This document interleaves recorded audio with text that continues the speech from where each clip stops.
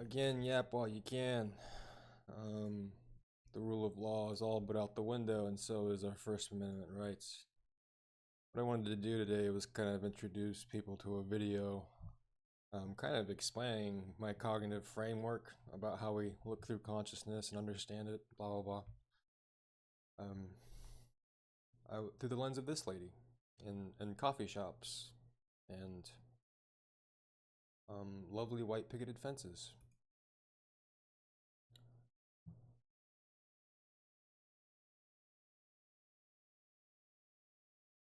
Credit to Simply Resilient Me. Oh, whoops. And he overheard us and ended up joining our conversation. There we Really go. nice guy. That should be good. Seemed intelligent, articulate, clearly well read. And within a few minutes, the three of us were looking at each other asking the same question. How can so many intelligent, thoughtful people be seeing the same reality so differently? Did we hear that one? Class? Did we hear that one? How can so many people be viewing reality differently? Okay, alright. Not in a who's right way, that's not what we were talking about, but in a genuinely confused, almost existential kind of way. And that genuinely confused, existential kind of way. So, one of the things I'm going to claim at the very beginning of the video versus later on is that how history actually gets handed down with respect to humans, like how it literally gets handed down over time, is through the vehicle of privilege. Slam dunk case in point would be, how are we taught history overall here in America? And once you start to actually teach yourself history, like, how do other countries view us versus how we have historically been taught to view other countries throughout history, you begin to understand that most of what we've been trained to think is just indoctrination, right? So, pretty nice to at least see it come to the table here. But round and round she goes with respect to this kind of history, and we're gonna get to what kind of history that is. But again, just to restate what I just said, how information gets handed down is usually through privileged mythology of some kind. So whether it's the retelling of Jesus, whether it's, and clearly she just talked about a framework. How is it that we're all looking through reality this differently? Look at where she is, and look at what's running behind her in the background. I mean, come on. If she really wanted to understand what reality looked like, we'll go grab a camera and go over to Gaza or something. You know what I'm saying? So, feeling right there, that moment of, wait, how are we all living in the same country, seeing the same events, and landing in completely different places? That is what I think is exhausting people right now. Because I don't think people are just your normal everyday life kind of tired. I think a lot of us are worn down from seeing things that don't add up, that don't make sense, and then watching other people act like they absolutely do. It's kind of dumbfounding. You hear something that feels completely off. You see behavior that doesn't line up with what people say they value. Your brain says, seriously? That can't be happening. And then you keep going because you've still got things to do. 5 minutes later, you're making coffee, answering emails, getting on with your day like your brain just didn't hit a speed bump. But that background tension, that takes more energy than people realize. We talk about burnout like it's just about being busy, working too much, stress, lack of sleep, too much on your plate. And yeah, that's real. But there's another layer now. It's the strain of trying to stay grounded in a reality that just feels hard to agree on. You wake up already a little braced. You scroll, you filter, you sort, and you think, is this real? This can't be real. It has to be exaggerated, right? And the wild part isn't just the information, it's the interpretations. We are all watching the same events and arriving at completely different conclusions. That realization changes something. It changes how conversations feel. It changes how rooms feel. It changes how safe your assumptions feel. Then there's that moment when you look around and think, wait, are we all seeing the same thing? You hear something that sounds completely upside down to you. You watch people brush it off. You'll see intelligent, capable adults acting like everything is totally normal. And part of you is thinking, okay, is it just me? This is a total shit show, right? So let's take a break. Let's take a break. Oh, this is, maybe hey, I can. everybody, welcome back to the channel.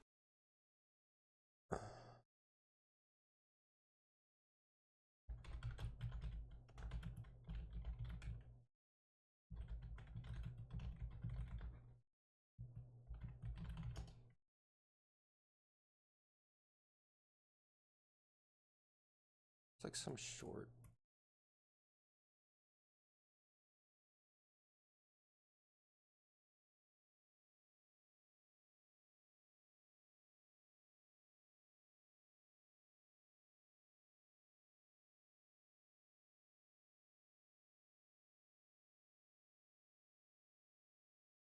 I don't know. The video I'm working for is just some like hyperbolic short on the monotony of Japanese life with respect to, I think it was like Tokyo, not Kyoto, but one of the major cities. And it was just talking about how like everybody wasn't really talking to anybody. They were all kind of just getting on the train or walking the line, getting on with their day.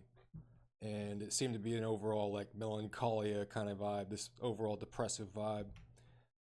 And my point is to say that at a certain point, when you train yourself so good, when it feels your body, your limbic system, really, this reptilian nerve, the backward facing survival one, gets trained so well that it starts handing that behavior down to your, you know, descendants.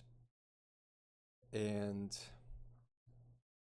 I don't know what to really say to the tune of that anymore. I think, we start adding more sophisticated words, whatever you want to call them. We call it historic trauma now. But it really couldn't be more obvious to me that there are abuses being handed down generation to generation.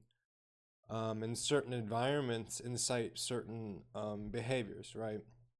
And one of the things, and there's so many things to talk about with respect to why she isn't able to see reality correctly, but one of the things that's filtering a lot of people's ability to see it correctly is really just news, what they're exposed to, and like we said, these cognitive frameworks that just more or less prevent you from seeing reality correctly. And she's getting ready to talk about cognitive dissonance. But what's not being talked enough, and she won't even be willing to talk about it. I believe her overall vibe is to keep calm and carry on, which is just, yeah, people are getting ready to understand the actual cost of things pretty soon. Which is to say, they're getting ready to understand the actual cost of their privilege moving forward. And whether that's through sheer force of the iceberg meeting them, or it never happens because there are, cult fanatics who never leave, right? Um, but it is unfortunate what is coming our way. What is not being touched on enough, it really is the rise in MAGA culture within just about every single institution. What she's also getting ready to talk about is where ideas ultimately go during times of a crisis. And we're going to go full circle with that by the end of the video. Some people will nod with you. Other people will say, I don't know what you're talking about. And that steady mismatch creates this cognitive whiplash. One part of your brain is trying to stay grounded. The other part is going, what the hell is happening right now?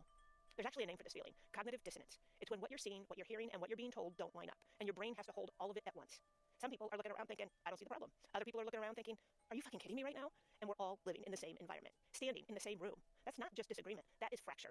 And living inside that fracture wears on you. You still have to go to work or take care of your house or manage your retirement or show up for people. Just get through your day. You cannot walk around having existential debates every 5 minutes. So a lot of it just stays in your head. On the outside, you function. On the inside, there's this split between what you're perceiving and what others seem to be. You have to wake up every day. And I get what she's saying. There are these obligations that we've committed to, right? Right. But this is without it seems to me that she doesn't understand what committing to retirement actually, how that actually behaves, right? We would like to think that we're committing money towards something that will be more in the long term, but it couldn't be more obvious with respect to how the gangsters behaving in the White House right now, how that is just not going to be the case moving forward. Look no further than Medicare, something I've been talking about for over a decade now. Is it really? No, just about. I started in 2017. Um, but Medicare was the promise that people essentially paid a set amount of taxes every single paycheck for essentially health insurance after they're 65 for free. How is that actually gaming out, ladies and gentlemen? Well, it turns out insurance companies, just like everything, have control of everything. So how it's actually gaming out is in the form of triple, quadruple taxation. What is a Medicare Advantage plan but the right of you giving away your right to a private insurance carrier to now manage you through, say, an HMO or a PPO, and now they call it $0 a month. Or again, triple taxation in the form of what is a donut hole through a prescription drug plan. You know what I'm saying? And again, these are all promises that were made a long time ago that you keep paying to, that are just simply not going to be here in about half a decade to a decade. And people don't get that. You know what I'm saying? Like, she's talking about, oh, how is it that we can see through fundamental. How is it that we've gotten so far with respect to history, not being able to see reality correctly together? And I think that's the real miracle. And I think that really highlights to the level of which we are all already controlled. Okay. Perceiving. That is exhausting. And this is where critical thinking, or the lack of it, starts to matter. Clear thinking takes energy. Sorting through information takes energy. Asking, does this actually make sense, takes energy. And sometimes, let's just be honest, not thinking too hard is easier. When things feel chaotic, it's easier to grab onto whatever feels certain and move on. We're asking people to stay calm and think, move on. Let's just be honest, not thinking too hard is easier. When things feel chaotic, it's easier to grab onto whatever feels certain and move on. We're asking. Coming full circle at you, MAGA. The rise within MAGA culture in our institutions, in our culture, is beyond obvious. And media influence with respect to that culture, beyond obvious. Now, why is that such a problem? Now, it's not. Let's talk about the real reason it is a problem. With respect to actual safety, it is because of how people who fall in line with KKK-like practices behave during times of crises that we should all be concerned. They are not thinking rationally, and they are in states of survival with respect to people's skin color. And at a certain point, these ideas of Trumpism are going to make it into, well, they have already clearly made it into our ideas, ladies and gentlemen. And at a certain point, that is going to be handed down through the limbic systems. Oh, and wouldn't that already be the case already? You know what I'm saying? So what you're really experiencing here, this cognitive, this snap that I would ultimately argue is explosive, because you know the guy with the access to the most power, which is to say the nuclear launch codes, is behaving like a psychopath. Frankly, I mean, he is quote unquote burying bitches in the back nine. And these are people that are going to start, as she says, start clinging on to the easiest thing to cling on to during a time of crisis. This is during a time of crisis. We all like to think people behave like the hero in the movie. Yeah, we'll see how that actually turns out when the food runs out and the money runs out. Because what this lady isn't also seem to understand is how America has, within the last 5 years alone, cut itself off from its longest standing trade partners and has demonstrated it is more willing to go to war with people like Israel on its team than, say, respect things like NATO alliances that we've upheld for God knows how long in the name of, again, pedophilia. Asking people to stay calm and think clearly in an environment that constantly rewards reaction. Meanwhile, outrage spreads fast. Fear and certainty spread fast. Nuance doesn't travel well. Calm does not travel well. Clarity does not trend. And when your nervous system never really settles, when you are constantly filtering and bracing and absorbing tension, your temper gets shorter. Shorter with conversations. Shorter with disagreement. Quicker to react. Preach. The stakes are real, and that's part of the weight. But living in this constant state of unresolved contradiction, that takes a toll. We all know that at this point, nobody's changing anybody's mind in this conversation. And a lot of these... Oh, trust me when I say, when the bullets start flying, people's minds be a-changing. conversations really matter. They're not small things, but constantly trying to force resolution just wears you out. So sometimes you step back, not because it doesn't matter, but because you don't have the energy to live in a constant state of, are you kidding me right now? And this is where it becomes kind of existential. An existential crisis isn't always... Yeah, that bothers me because she's clearly so ignorant of the guns that are already being pulled on children. It's what it feels like in the name of MAGA. always dramatic. Sometimes it's just the quiet realization that the world you thought you understood isn't as shared as you assumed. That hits kind of deep, because most of us grew up assuming we were operating from a mostly shared baseline of reality. Different opinions? Sure. Different interpretations of events? Of course. But now, we're realizing that even the baseline isn't shared the way we thought. That realization changes something. It doesn't mean you're right and someone else is wrong. It just means... No, it means it's moving around us.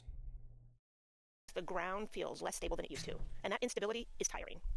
Look, however you see things, from whatever perspective you're coming from, this is a total unsustainable shit show, and we can't just pretend that living in a constant state of contradiction and tension is normal. It's not sustainable for a nervous system. It's not great for relationships or for basic sanity. Not sustainable for a nervous system. You can't live indefinitely in a constant state of what the hell is happening without it doing something to you. So, at some point, something has to give, and the only part most of us actually control is how we stay steady inside of it. That said, there's also clarity in it. People do know that the keep calm and carry on meme was a counter meme to what that actual claim represented. Keep calm and carry on was to make fun of the British government's statement following the air raids. And now how it's transitioned as a culture, as a meme to simply ostrich, is fucking hilarious with respect to how we're currently being enslaved. You know, maybe the clarity is uncomfortable, but at least it's clarity. You know where people really stand now. You know what values are actually in play. And that might hurt, but it's honest at least. Maybe part of adulthood right now is accepting that we're not all operating from the same lens anymore. Not pretending we are. Not forcing agreement that isn't there. Just accepting that this is the landscape, as messed up as it is. Every generation thinks that they're living in these uniquely chaotic times, and in some ways they are. But Uniquely. humans have always had to figure out how to stay I don't think we have to look any further than 1960, but you want to say uniquely, I mean, I guess she's right within a certain respect. I heard it reported that we have more people going to segregated schools than prior to Roe v. Wade. Currently. sane when the world felt unstable. What feels different now is how visible the fracture is. We can see, in real time, how differently people interpret the same events. That's confronting, but again, it's also pretty clarifying. It's not about pretending it's fine. It's about accepting that, yeah, this is the unfortunate landscape, and deciding who you're going to be inside it. Are you going to lose your head? Are you going to mirror the chaos? Or are you going to stay grounded in your own values, even if other people are interpreting the same world very differently? That doesn't fix the fracture, but it gives you something solid to stand on. Didn't help that she already defined her values as keeping calm and staying on, but maybe I'm misinterpreting. This is just a fucking YouTube video from someone with a nice picketed white fence in the backyard. That is the only sustainable way through this kind of weirdly existential moment. Not convincing everyone, not winning every argument, but staying clear about who you are and how you respond. If you've been feeling more exhausted lately, it might not just be stress. It might be the weight of realizing that shared reality isn't as shared as you thought. And that realization takes energy. Now, if this kind of calm, honest conversation, not pretending everything's fine, but not screaming about it either, is helpful to you, that's what this channel is about. So, if you're not subscribed, you're always welcome here. And if this resonated, liking or commenting help. Anything that keeps that circus going, baby. No, anyway, all credit to her for the video. Simply resilient me, I guess. I'm glad she's having her come into consciousness moment. I hope she wakes up faster before it actually gets a little bit closer to home. But, yeah. What is there left to be said about how privileged these ideas are handed down? It's nice that she still has the access and capability to these coffee shops, but what directly fuels that is, the war in the Middle East, unfortunately. Or, conflicts like those.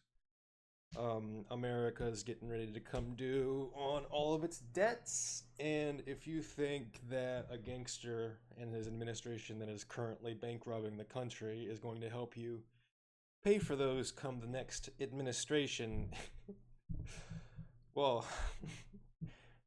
let's we, as she stated, we seem to be viewing reality in a fundamentally different framework from one another. If I might invite you how to start viewing it appropriately, it is to simply educate yourself. And there's a lot of cool ways we can do that, and we don't need to appeal to authority. We don't, my goodness. But yeah, no, she sucks. This video sucked. With respect to what's actually going on in our country, God, people couldn't be more clueless, ignorant, ostriching, apathetic, lazy, you name it. It's pretty dog shit outside, and the reason people can't see, again using her words, the same reality, is because how reality is currently structured. Until you're actually honest, we like to use metaphors like taking the red pill or the blue pill. Do you wish to keep your head down in the system, or do you actually want to see what's going on? And then we like to use metaphors afterwards that say, you know, how deep does that rabbit hole actually go?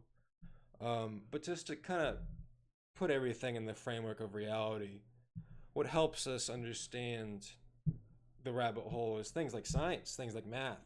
And once we start putting those allegories right next to those ideas, we realize that the rabbit hole does indeed have a bottom, as witnessed in the crimes against humanity, as the UN Special Counsel has already deemed many of the people associated with Epstein to be.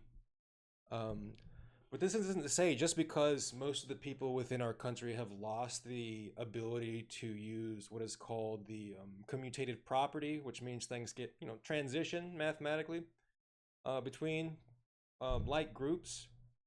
And just because America can't see the consequences of what is to come because of our collective inaction or in behaviors that will not hold the worst among us accountable, doesn't mean that isn't coming for us. You guys see what I'm saying? So there is something to be said right now about at least studying the genocide of East Germany, or why that happened, or the ethnic cleansing, I should say. And right now, I think it couldn't be more obvious that a lot of us are simply being trained to behave like moral donkeys. So that way, when it comes for those in power of America to start paying upon on debts, it's how do we start fueling that conflict? Well, who's now the new enemy? Certainly the most immoral beings the earth has ever seen, right? Like if I can't I can't really think of anything worse than a person who is willing to do what people have been described to do in the Epstein files, right? I just can't think, like in my mind when I start defining moral boundaries, I can't think of a person that is worse than that. You know what I'm saying? So when we start saying like what are the bottoms of this moral boundary, how deep does the rabbit hole actually go? Well, to the point of now where these behaviors become profitable, which they clearly already are, to the point where AI now has control over it, which is to say, you've now given your tribalism over to some kind of machinery in which to carry out this tribalism, like the ultimate tool of war. Um, and then usually what follows is a devastated class afterwards that says never again. But unfortunately, the kinds of toys we're making now, the nuclear ones, the ones that are monitoring how we talk and behave, um, on their own faces, these are game ending scenarios to humanity. And we're not thinking about our toys appropriately. And I think it couldn't be more obvious through how Trump is talking about ICBMs. He doesn't understand the fact that they're one way. You know what I'm saying? And to admit that on camera, on television, to your enemies, I shouldn't have to be at a point where if people who are willing to listen, I shouldn't have to be at a point where they need to understand that why that is such a massive security risk. You know what I'm saying? To someone who is essentially being followed around minute by minute with a briefcase that says launch now. So, anyway, we gotta stop the racism, guys. Could it not be more obvious? Like, I know I've used white picketed fences, I know I've used direct racist examples, but that's because this is the framework of the reality of which we're in. It is an up versus bottom fight. How does that fight happen? Through the vehicles of racism. Say it louder and prouder from the top. You know what I'm saying? So we need to get everybody on the same page. How do we do that? One race, guys. Holy shit.